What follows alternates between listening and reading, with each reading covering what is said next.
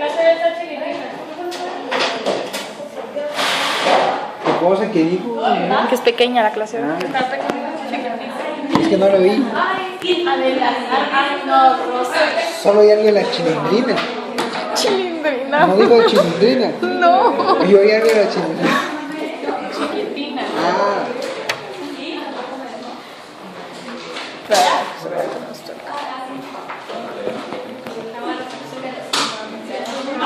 Entonces, empezamos capítulo 5 corto.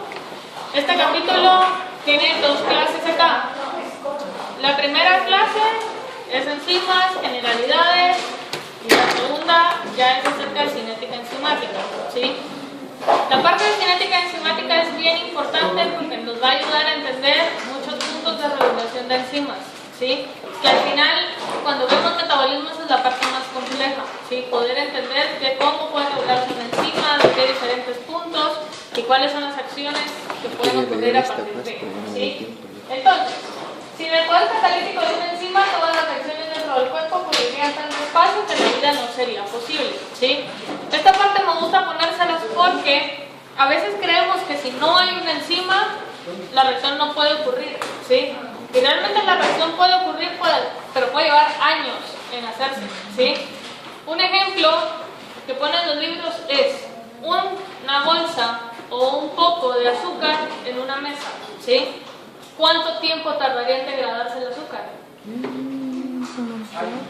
Años, sí, años y años y años y años, y seguiría ahí, al menos de que el azúcar se mojara, o al menos que el azúcar se la comiera alguien más, o al menos que se la llevara el viento o algo así, ¿sí?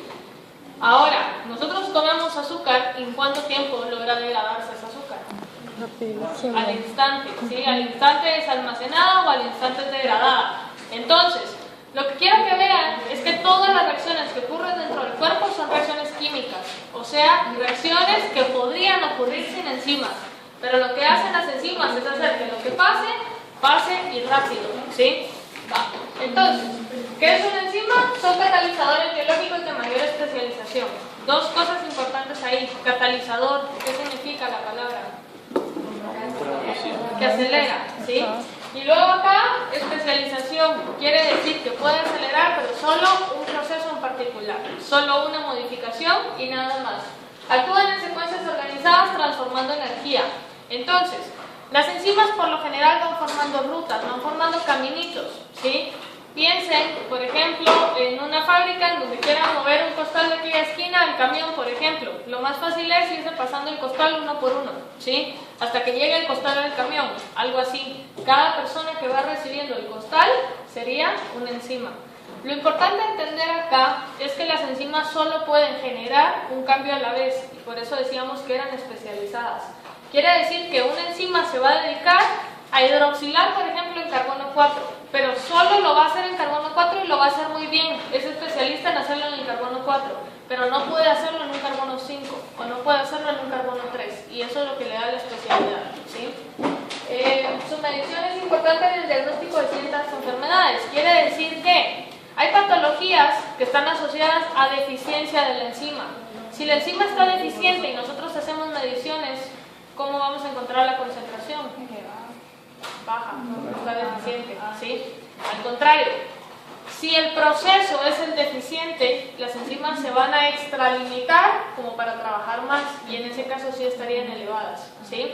Aparte, hay enzimas específicas por compartimientos. Vamos a ver ejemplos, por ejemplo, ALAT, ASAT, que son enzimas hepáticas, que usualmente son enzimas intracelulares. Quiere decir que se van a elevar cuando haya lisis celular, ¿sí? Y ese tipo de cosas nos va dando a nosotros una idea de qué patologías pueden ir siendo, ¿sí? Algunas enfermedades, por ejemplo, como la mucopolisacaridosis, decíamos que era porque habían enzimas deficientes en la degradación de glucosaminoglicano. ¿Se recuerdan de eso? ¿Sí? Quiere decir que el proceso se ve afectado porque no está la enzima que lo hace. El glucosaminoglicano se podrá degradar, pero primero estamos muertos antes de que se degrade, ¿sí? Entonces, eso es lo importante acá. ¿Cómo fueron descubriendo la actividad de las historias de las enzimas? Entonces acá empezamos con Pasteur, vean la fecha, hace muchísimos años, y él empezó a hablar de un vitalismo asociado a fermentos. O sea, se daba cuenta que si él en un frasco de azúcar colocaba enzimas, esa glucosa se podía fermentar. ¿Y qué producía? ¿Qué produce el azúcar cuando se fermenta? Alcohol, ¿sí? Quiere decir que entonces está presente entonces en la célula la que iba transformando, la que iba trabajando, ¿sí? Entonces decía, bueno, hay algo aquí dentro de la célula que permite hacer ese cambio. ¿Por qué? Porque si no agregaba la célula, o sea, si no agregaba las levaduras, no había cambio, el azúcar seguía siendo azúcar y no se degradaba. Luego viene Buchner y él es de la idea mecanicista que demuestra que los fermentos pueden funcionar separados de la célula. O sea, hasta antes de ese momento se creía que la célula era la que fermentaba. Pero entonces viene Buchner y dice, bueno, no es la célula quien fermenta, sino es lo que está dentro de la célula. ¿Y cómo lo demostró? Haciendo lisis de células. Rompía las células y únicamente todo lo que estaba dentro, y de todos modos el resultado era lo mismo, teníamos etanol, ¿sí? Luego acá viene Sommer y él cristaliza la ureasa, que es una proteína, porque la ureasa es una enzima que degrada la urea, ¿sí? Entonces esta ureasa la logra cristalizar y se da cuenta que todas estas enzimas, que en ese momento eran conocidas como fermentos, que todos esos fermentos no estaban hechos de nada más que no fueran aminoácidos, ¿sí? Entonces dice, bueno, ¿qué tiene de diferente esto que tiene una capacidad transformante con una proteína normal, con una proteína muscular, por ejemplo? Y entonces empieza todo el estudio de enzimas para ver qué es lo que le da la especificidad, qué es lo que hace que puedan acelerar, cómo es que empiezan a funcionar. Luego viene el DEN y postula la generación de interacciones por enlaces débiles. Entonces, lo que hace el DEN es algo bien importante, porque antes de esto existía un modelo que se llamaba modelo llave-cerradura. Supongo que lo han escuchado, ¿sí? ¿En qué consiste? Que para todo proceso haría un... ¿Sí lo han escuchado? ¿No? Sí. Ah, ¿en qué consiste? ¿No se acuerdan? No se acuerdan. Para toda molécula. A ver, Alejandro, ¿en qué? Para toda molécula había... Usted dice que sí, bien seguro. ¿En qué consiste? Es que no se está bien, pero es de que, digamos, para, si fuera un reservorio o algo así, tiene que ser un específico para que entre. El sustrato es específico para... Exacto, ¿sí? Es eso, es como que una llave solo puede abrir una cerradura, una enzima solo puede transformar un sustrato para ser convertido en producto. Esta teoría realmente ya no es aceptada como verdadera. ¿Por qué? Porque cuando ustedes meten la llave a las cerraduras, el reconocimiento no es específico, la llave no abre la cerradura, ¿sí? Tiene que haber una complementariedad del 100% entre la forma de la llave y la forma de la cerradura, ¿sí o no? ¿Sí? Si le ponen un palito de más, por ejemplo, ya no abre, o si le ponen palitos menos, no va a abrir, ¿sí? Entonces, ¿qué pasa? Alden viene y postula esta parte de interacciones por enlaces débiles. Dice, va a haber reconocimiento, pero el reconocimiento no va a ser al 100%. O sea, si esta fuera el sustrato, la enzima solo va a reconocer una parte. Si fuera un modelo llave-cerradura, el reconocimiento sería específico, ¿sí? Pero al solo ser una parte y estar formado por enlaces débiles, vamos a ver, ya cuando empecemos a ver cinética, que parte del rompimiento de esos enlaces es lo que genera energía para que la reacción pueda darse más rápido, ¿sí? Entonces, lo que me interesa ahorita es que saquen de su cabecita ese modelo de llave-cerradura, que tengan la idea, que sepan qué es, pero que sepan por qué ya no es verdadero, ¿sí? ¿Por qué no se acepta como verdadero? Va. Entonces, todas las enzimas son proteínas, ¿verdadero o falso?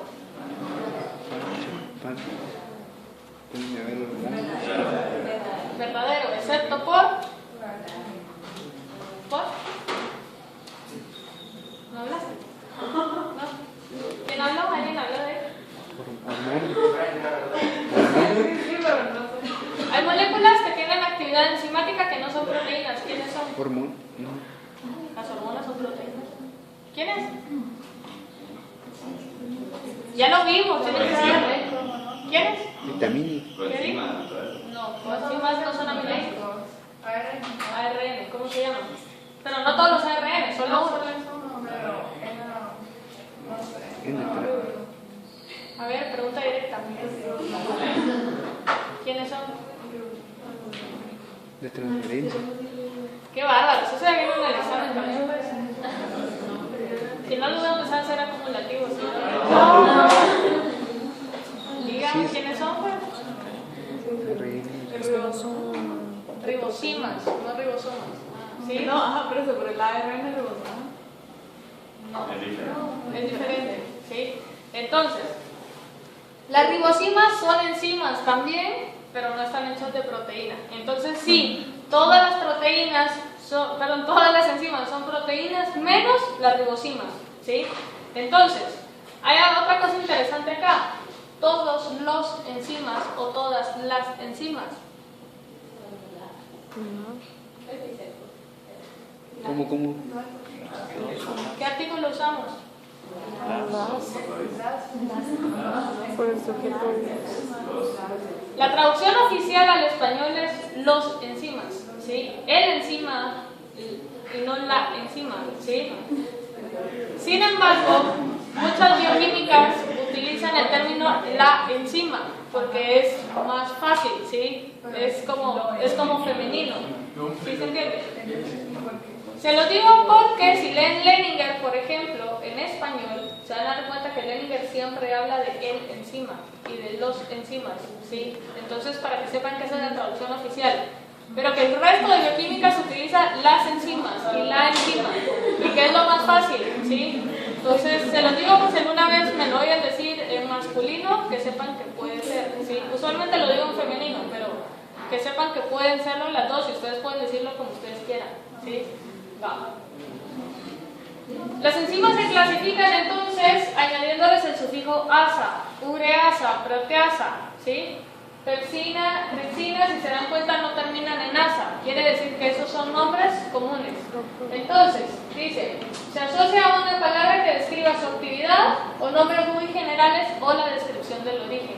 Entonces acá, esto empieza como a, hasta cierto punto, facilitar el nombre que recibe cada una de las enzimas. Porque si yo les digo, acid graso sintasa, ¿qué hace la enzima? Sintetiza ácidos grasos. Sintetiza ácidos grasos, ¿sí? Entonces quiere decir que el nombre de la enzima me está dando una función, ¿sí? O si yo les digo hidrolasa, yo sé que va a generar hidrólisis sobre alguien, ¿sí? Quiere decir que ese sufijo asa me permite a mí generarme una idea sobre cuál es la función. Esto es básicamente un tip para cuando les toca aprenderse el nombre de todas las enzimas que veamos, ¿sí? Entonces acá es más fácil aprenderse la nomenclatura IUPAC o aprenderse la nomenclatura química del nombre, porque tienen su nombre químico, ¿sí? Entonces acá quiero que vean que hay un sistema de nomenclatura numérico. Este sistema numérico le otorga un número S, que es de Enzyme Classification, a la enzima, ¿sí? Ese número consta de 4 números diferentes, donde cada uno significa una cosa. Entonces, saber que hay 6 clases diferentes de enzimas. Tenemos las oxidorreductasas, las transferasas, hidrolasas, liasas, isomerasas y ligasas, ¿sí? Vamos a ver qué hace en general cada una de estas. Pero saber que dentro de estas 6 clasificaciones hay subclasificaciones. O sea, hay transferasas de grupos metilo, hay transferasas de grupos fosfato, hay transferasas de grupos carbonilo, hay transferasas de grupos amino, y eso va generando la subclasificación, ¿sí? Entonces acá está esto según el tipo de reacción. Entonces, acá encima se le asigna un número clasificatorio de 4 partes y un nombre sistemático. El nombre sistemático era el que les decía, que es el nombre químico, ¿sí? Entonces, para esta reacción, si se fijan, es un ATP más glucosa. Para dar glucosa 6-fosfato, el nombre común de la enzima es exoquinasa, que en hígado recibe el nombre de glucoquinasa, o que hay diferentes isoenzimas, vamos a ver en un ratito qué es una isoenzima, pero que van generando isoenzimas 1 o isoenzimas 2, 3 o 4, etc. ¿Sí? Al final, yo necesito saber exactamente qué enzima es, y para eso yo le asigno un código de 4 números, donde cada número significa algo. El primer número es la clase de la enzima, o sea, ¿cuál de estas? Si se fijan, la clasificación 2 es para transferasas. Quiere decir que en este caso el 2 me está diciendo que esta enzima va a ser una transferasa, o sea, va a transferir un grupo de algún lugar a algún otro lugar, ¿sí? Luego tengo el segundo número, que es la subclase. Es una transferasa, pero ¿qué grupo funcional está transfiriendo? Está transfiriendo un grupo fosfato. Entonces la subclase es una fosfotransferasa, ¿sí? Entonces, todas las que tengan un 2 en la segunda posición y que sean transferasas es porque están transfiriendo un grupo fosfato, ¿sí? Luego la posición 3 dice fosfotransferasa con un OH como aceptor. O sea, está hablando de que el grupo fosfato va a ser transferido a un OH de otra molécula, ¿sí? En este caso sabemos que la molécula es un carbohidrato y que tiene muchos alcoholes. El cuarto número es quién es la molécula aceptora, ¿sí? Y si se dan cuenta, a esto le falta más especificidad todavía porque no me dice en qué OH de todos los que tienen la glucosa lo estoy colocando. No va a ser lo mismo colocarlo en el carbono 6 a colocarlo en el carbono 1, por ejemplo, ¿sí? Entonces eso va generando diferentes números, diferentes sistemas y cada enzima tiene un S. Este S es universal, o sea, ustedes pueden buscar una enzima por su número de S y les salen las reacciones, la especificidad, qué isoenzimas hay, en qué tejidos la pueden encontrar, qué diagnósticos tiene, etcétera, ¿sí? Toda la información que pueda tener de la enzima. Obviamente no nos vamos a aprender cada uno de los números porque no sabemos cuántos hay, pero sí me interesa que sepan que por lo menos el primero es la clase y el segundo es la subclase, ¿sí? Por lo menos esas dos cosas me interesan. Porque en algún momento de su vida se van a topar con alguna enzima que tenga algún S y que sepan que por ese número podrán buscarlo, ¿sí? Bueno, las oxidorreductasas, como el nombre se lo sugiere, participan en reacciones de oxidorreducción. Dentro de las oxidorreductasas tenemos diferentes subclases, aquí hay unos ejemplos, están las deshidrogenasas, las oxidasas, peroxidasas, oxigenasas, reductasas. Cada una se dedica a hacer algo diferente, dependiendo de quién sea el donador de electrones, quién sea el aceptor de electrones, cómo se dé la transferencia de electrones. Al final todas son reacciones de oxidorreducción. Un ejemplo acá es la lactato deshidrogenasa. Si se recuerdan, esta reacción ya la habíamos visto cuando vimos enzimas. Se recuerdan que decíamos que el lactato era el piruvato reducido y que el piruvato era el lactato oxidado. ¿Se recuerdan de eso? Lo estamos viendo acá, entonces solo que aquí ya le estamos poniendo un nombre a esa enzima. La lactato deshidrogenasa participa en reacciones de oxidorreducción, quiere decir que es una oxidorreductasa, donde lo que va a hacer es oxidar al lactato para que el lactato se convierta en piruvato y reducir al NAD para que se convierta a NADH, ¿sí? Al final, ¿qué están haciendo? Una transferencia de electrones del lactato al NAD. ¿Sí se entiende? ¿Sí? ¿Aquí está? Y era lo que les decía ayer. Podemos ver esas hidrogenaciones como sinónimo de reducción, ¿sí? Ver a lo positivo como sinónimo de oxidación porque tiene deficiencia de electrones. Y aquí está lo que les decía ayer, NADH más H, donde el H es un protón que no tiene electrones, ¿sí? Las transferasas participan en transferencias de grupos, muchas utilizan coenzimas porque ya vimos que hay coenzimas que pueden funcionar para transferir grupos metilo. Hay coenzimas que funcionan para transferir carbonilos, hay otras que sirven para transferir grupos aminos. Ya vimos varios ejemplos con las coenzimas del día de ayer. Este es un ejemplo. La alanina transaminasa es una transaminasa o una aminotransferasa. ¿Se recuerdan qué tipo de coenzimas tenían las aminotransferasas? No, revisen en sus notas.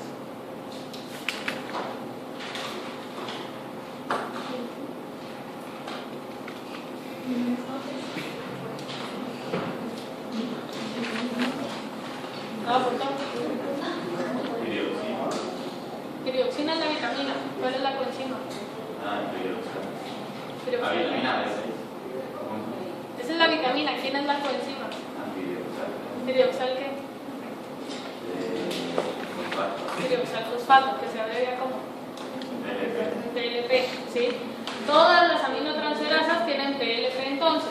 Quiere decir que el PLP es la coenzima que va a estar presente en la alanina transaminasa para poder agarrar el amino y transferirlo de un lugar a otro. Entonces quiero que lo vean acá. El alfa-cetoglutarato no tiene ningún amino. ¿Quién tiene el amino? La alanina, y lo tiene acá. Quiere decir que voy a agarrar este amino y se lo voy a colocar al alfa-cetoglutarato acá. El alfa-cetoglutarato se convierte en glutamato y el piruvato sería la alanina sin ese grupo amino. ¿Sí lo ven?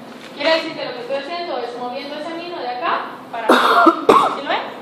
Entonces el PLP agarra el amino, como es un grupo prostático, deja el amino ahí, entra la otra a la reacción y se lo coloca a la otra y salen los dos productos. ¿Sí? Las hidrolasas funcionan generando reacciones de hidrólisis. Solo en la diapositiva anterior, ¿cómo se forma el piruvato ahí a partir de la alanina si no hay ningún oxígeno?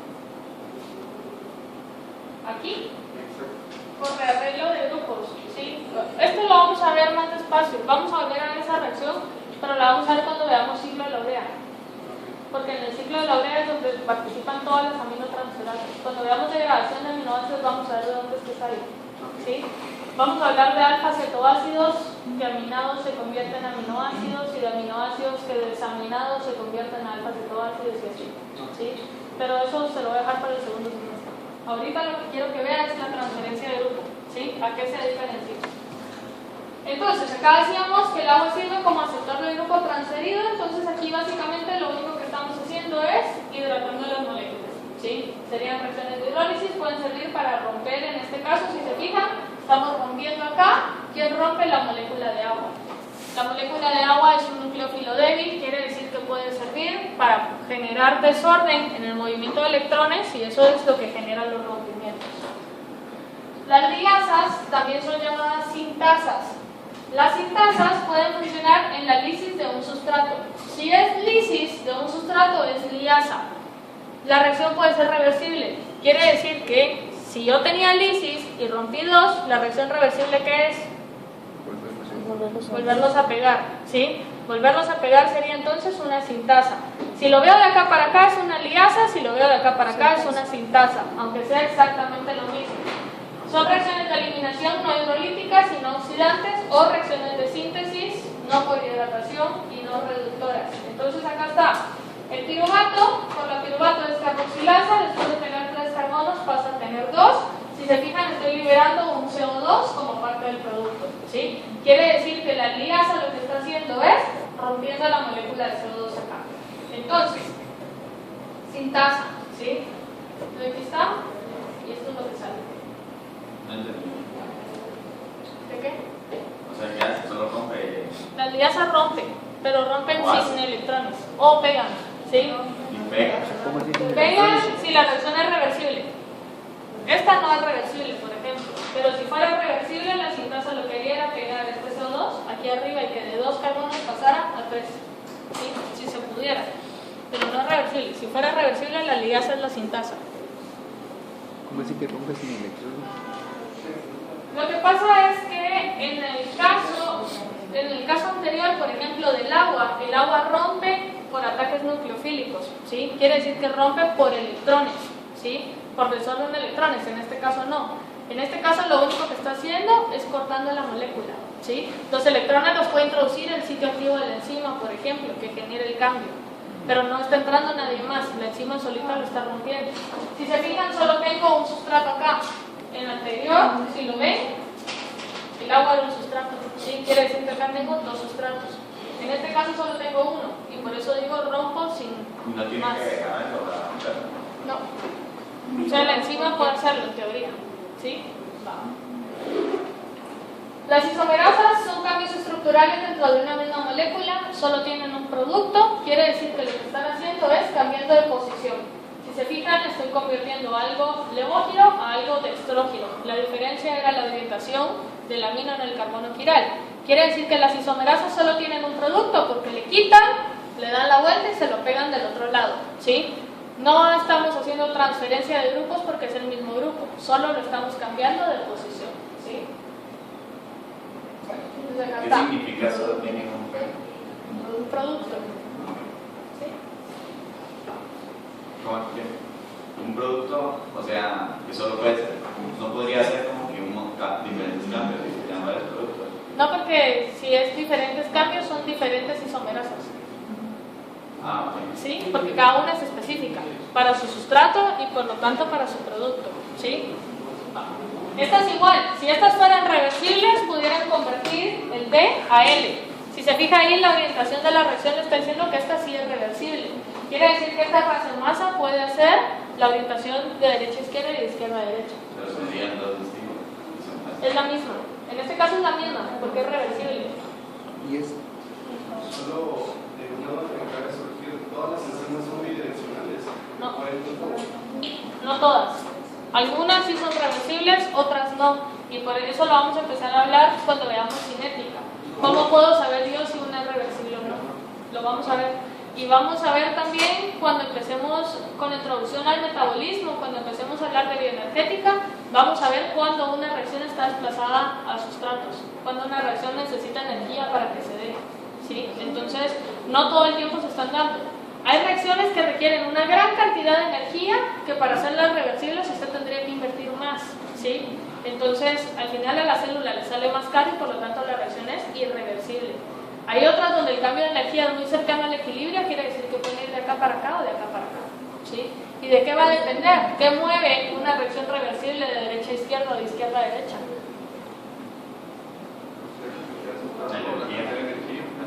La energía, si estoy cercana al equilibrio, supongamos no hay energía.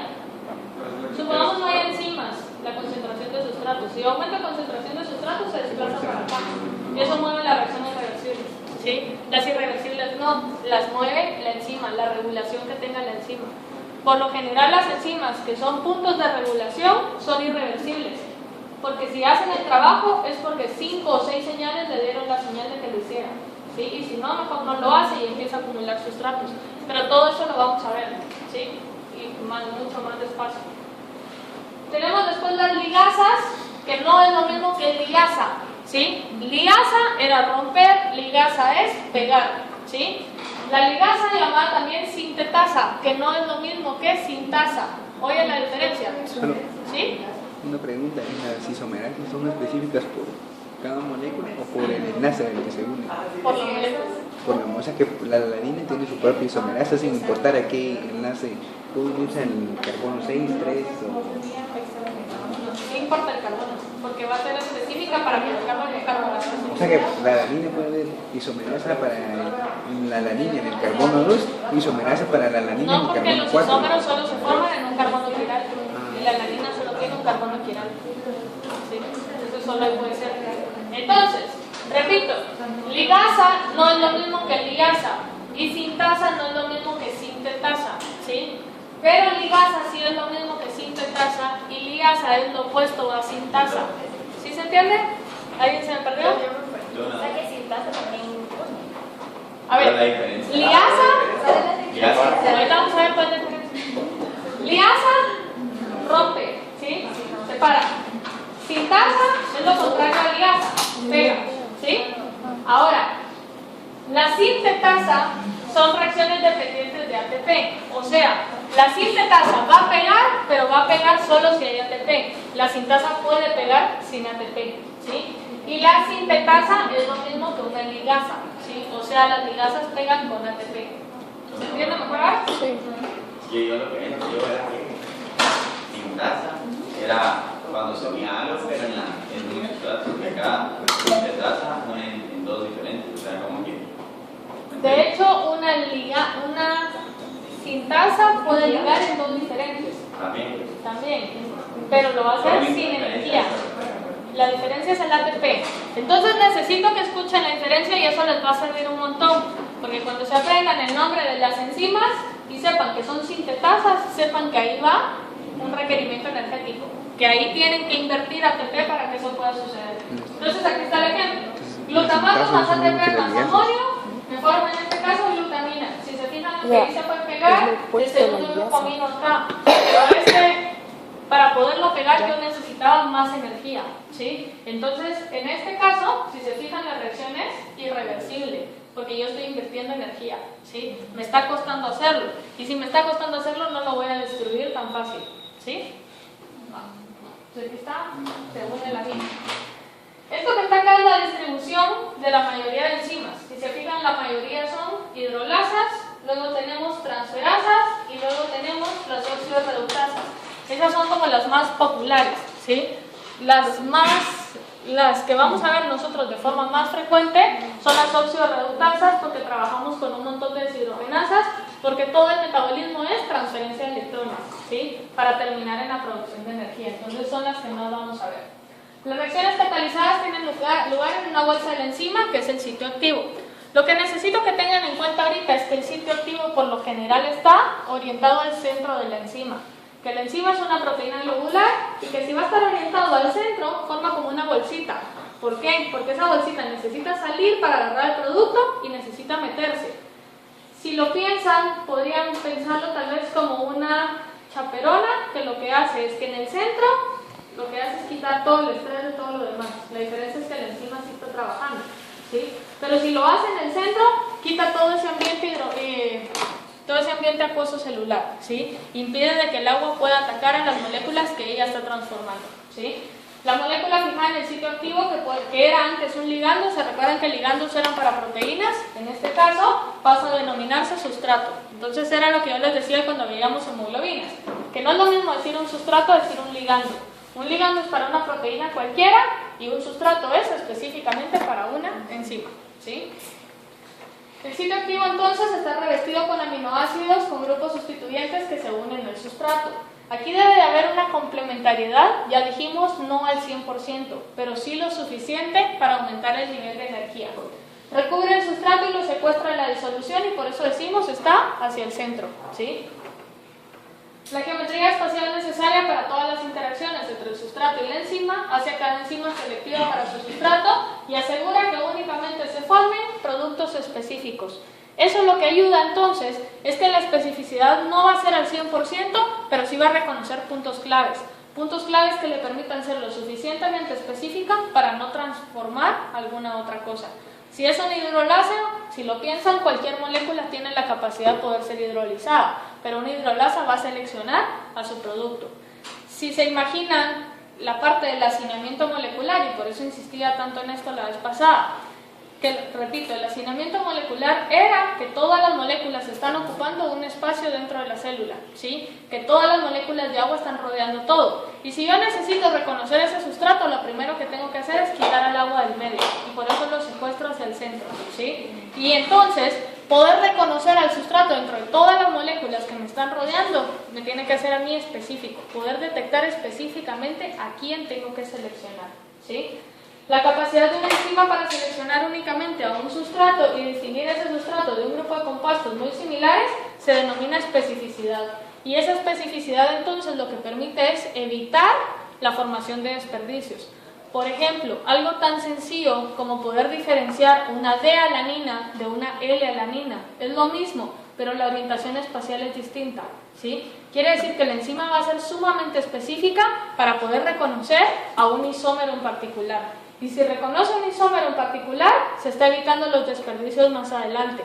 Porque imagínense, si sabemos que toda la proteína para formar una hélice alfa, por ejemplo, deben de ser levógiros los aminoácidos, y que la ARN transferasa colocara un aminoácido extrógiro al final, eso generaría un desperdicio de toda la proteína, ¿sí o no? Porque se rompería la hélice alfa, porque la estructura tridimensional no sería la misma, porque la función de la proteína no sería igual. Quiere decir que al final lo que yo estoy haciendo es como previniendo para evitar sintetizar cosas que no me vayan a servir, ¿sí? Entonces, mientras más específica sea una enzima, menos desperdicio metabólico tengo. Muchos procesos químicos son desfavorables o poco probables, quiere decir que no se dan a una velocidad útil sin catálisis. El ejemplo sería lo que mencionamos al principio de la clase, el azúcar en la mesa o el azúcar ya dentro del cuerpo. La función de un catalizador es aumentar la velocidad de una reacción. Si se fijan, lo aumenta en un número demasiado alto de veces, ¿sí? Quiere decir que, era lo que les decía, va a ser que si va a pasar, que pase y pase ya, ¿sí? No modifican equilibrios de reacción. Quiere decir que si era imposible degradar el azúcar, no lo va a poder hacer, aunque lo pueda hacer rápido. No lo va a hacer porque no puede modificar el equilibrio de reacción. El equilibrio de reacción entonces es la tendencia de una reacción de que el sustrato se convierta a producto. O sea, la enzima va a hacer que el sustrato se convierta a producto, pero solo lo va a hacer haciendo que pase rápido, ¿sí? Solo va a favorecer la velocidad, no va a modificar el equilibrio de reacción. ¿Sí se entiende esa parte? ¿Sí? Va. Entonces, el equilibrio entre sustrato y producto refleja la diferencia en energía libre de sus estados basales. Lo que tenemos acá es una reacción, que es una reacción en este caso no enzimática, ¿sí? Entonces, en una reacción no enzimática yo tengo un sustrato que va a ser convertido a un producto. Para que eso pase yo necesito que la energía del universo esté en las condiciones necesarias para que el sustrato sea convertido a producto, ¿sí? Entonces, ¿qué pasa? Si se fijan, esto que está acá es la energía, ¿sí? El estado de energía. En este caso, yo tengo un sustrato que tiene un estado energético En este momento yo necesito aumentar la energía a un estado de transición, que es un estado donde el sustrato es casi producto pero no se ha cambiado, ¿sí? Como el capullo abriéndose antes de ser mariposa, algo así. Entonces, en este caso, yo veo que al momento en que el producto se convierte en sustrato, el producto tiene más o menos energía ahora. Menos. Quiere decir que hay una tendencia a que el sustrato sea convertido en producto porque el producto es más estable, ¿sí? El producto tiene menor capacidad energética. Si el producto estuviera en un nivel energético superior, yo necesito invertir mucha más energía para que eso pase. Lo que quiero que vean es que a pesar de que el producto es estable, de todos modos necesito invertir energía para que se dé el cambio, ¿sí? Para que algo sea más fácil. ¿Sí se entiende? ¿Sí? ¿Sí todos? Va. Esto que está acá entonces es el cambio de energía de sustrato a producto. Este sería ya el nivel energético del producto para poder revertir la reacción. Entonces acá es donde yo puedo empezar a ver si la reacción va a ser reversible o no. Si en este caso el producto es mucho más estable, vean ahora la cantidad de energía que yo tengo que invertir para que el producto se convierta a sustrato. Es más que si voy de sustrato a producto que si voy de producto a sustrato. ¿Sí lo ven? Quiere decir que en este punto yo debería de invertir más. Quiere decir que hay una disminución en energía, por lo tanto el producto es más estable. Estoy hablando de una reacción no enzimática, o sea, eso iba a pasar. Podría pasar en años, podría pasar en meses, en siglos, pero iba a pasar, ¿sí? Ahora las enzimas lo que hacen es hacer que ese nivel energético sea menor, que logre pasar más rápido. Entonces tenemos acá lo mismo. El mismo sustrato convertido al mismo producto, porque si se dan cuenta, vamos con los niveles energéticos basales. El producto sigue siendo más estable. El equilibrio de reacción acá era ser desplazado hacia productos, ¿sí? Porque el producto era estable. Ese era el equilibrio. La enzima no lo está modificando.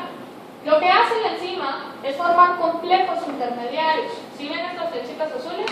Estas son más grandes o más pequeñas que estas. Más pequeñas, pero son más. Quiere decir que lo va a hacer más corto, lo va a hacer más pequeño. Sería el ejemplo a que ustedes traten de leer 3 capítulos de bioquímica una noche antes, a que lean uno cada semana, por ejemplo, ¿sí? El trabajo va dividido. Es la misma cantidad de energía, pero va siendo fraccionada. Y eso es lo que la enzima hace. Formar estados semiestables, estados pequeños. Decíamos que en la complementariedad no es al 100%, ¿sí? Que tenía una complementariedad en un porcentaje menor. Quiere decir que el primer estado de transición podría ser esto, ¿sí? Un plegamiento acá que favorece una disminución de energía. Y luego va a ser más fácil plegarlo hacia el otro lado. Y luego va a ser más fácil liberar el producto. O sea, lo va haciendo por pasos que permitan entonces disminuir esta energía de activación. Si se fijan, el estado de transición sigue siendo el mismo. En este caso yo tendría un estado de transición de enzima a sustrato, un estado de transición de enzima a producto y un estado donde el producto ya es liberado. En este ejemplo yo tengo un único estado de transición. Pero no entiendo, entonces ¿sí es menor energía o no? Es la misma energía pero fraccionada y por eso decimos que disminuye la energía. ¿Y energía de activación qué es? La energía de activación es esta. La energía de activación es la energía necesaria para alcanzar el estado de transición. Entonces, menor energía de activación sí, pero... Menor energía de transición, menor energía de activación sí, pero al final la energía global es la misma, ¿sí? Porque era lo que les decía, no estoy modificando el equilibrio, o sea, va a pasar y al final el requerimiento energético es el mismo. Solo estoy haciendo que pase, como sacarlo a bisacuotas, podríamos decirlo así, ¿sí? Estoy fraccionando el pago para que sean pagos energéticos más pequeños, ¿sí? Pero no sé cómo ayuda eso si al final es la misma energía. ¿Cómo ayuda? A que va a ser más fácil de que pase, va a ser más rápido. Pero ¿por qué? Si es la misma energía. O sea, por pedazos, pero es la misma. Porque va a ser por pedazos, por eso. Porque no va a ser lo mismo mover algo de acá hasta acá a irlo moviendo por partes, por ejemplo. ¿Sí? ¿Sí? Yo lo estoy viendo como energía total del universo, ¿sí? La energía es la misma, la entropía que pueda producir es lo mismo. En este caso, véalo como energía de activación, porque ahí sí le sale más barato, ¿sí? La catálisis aumenta las velocidades de reacción, entonces disminuyendo la energía de activación, haciendo que alcanzar ese estado de transición sea más fácil teniendo muchos estados de transición. Las enzimas tienen un intervalo funcional de pH, porque acuérdense que las enzimas también son proteínas. Quiere decir que tienen un punto isoeléctrico, tienen valores de protonación, valores de desprotonación y todo lo demás. Por lo tanto, está determinado por los pKs de los grupos funcionales del centro activo y las interacciones requeridas por la estructura tridimensional. Imagínense que la parte complementaria deba de estar protonada para reconocer aminoácidos desprotonados. Si yo cambio el pH, esos protonados pueden dejar de estar protonados y ya no va a haber reconocimiento, ¿sí? Quiere decir que va a haber un punto óptimo en el cual la enzima puede trabajar. Los incrementos de temperatura no desnaturalizantes aumentan la velocidad de reacción. ¿Por qué temperatura no desnaturalizante? Porque si no, Porque si no la enzima ya no va a funcionar. Entonces, yo puedo aumentar la temperatura y el aumento de temperatura va a hacer que la reacción pase más rápido. ¿Por qué? Porque hay más movimiento entre moléculas, quiere decir que favorecemos el contacto, de que la enzima se tope con su sustrato y pueda actuar más rápido. Lo mismo pasaría en una reacción sin enzima, ¿sí? Pasa exactamente lo mismo. Bueno, la especificidad y velocidad de las reacciones catalizadas es consecuencia de una única secuencia de aminoácidos específicos que forman estructura tridimensional, ya hablamos de eso, y lo importante acá es que las enzimas pueden ser reguladas. Quiere decir que ya hablamos de los cambios de conformación. ¿Se recuerdan que habían cambios de conformación? Por ejemplo, en la hemoglobina, que pasaba de R a ser T, pero que la función no se perdía, ¿sí? Lo mismo pasa con las enzimas. Tienen diferentes conformaciones. Conformaciones activas, que es la enzima encendida, y conformaciones inactivas, que sería la enzima apagada. Apagada quiere decir que yo le metí un grupo funcional y ese grupo funcional hizo que cambiara la estructura. Cambia la estructura y ya no puede reconocer el sustrato, ¿sí? Le quito el grupo funcional y regreso a la conformación activa y ahora puede reconocer el sustrato. De esa forma yo puedo, dentro del organismo, regular quién trabaja, cuánto trabaja y en qué momento, dependiendo de cómo lo necesite yo, ¿sí? Vamos a ver que hay tipos de regulación enzimáticas por montón y esto es parte de lo complicado del metabolismo. Bueno, ¿alguna pregunta? ¿No? Vamos a quedar acá hoy. La siguiente semana empezamos a ver cinética enzimática. Les recomiendo leer antes de venir a clase, ¿sí? ¿El lunes tienen parcial? ¿No? algo, pero no quería. Bueno.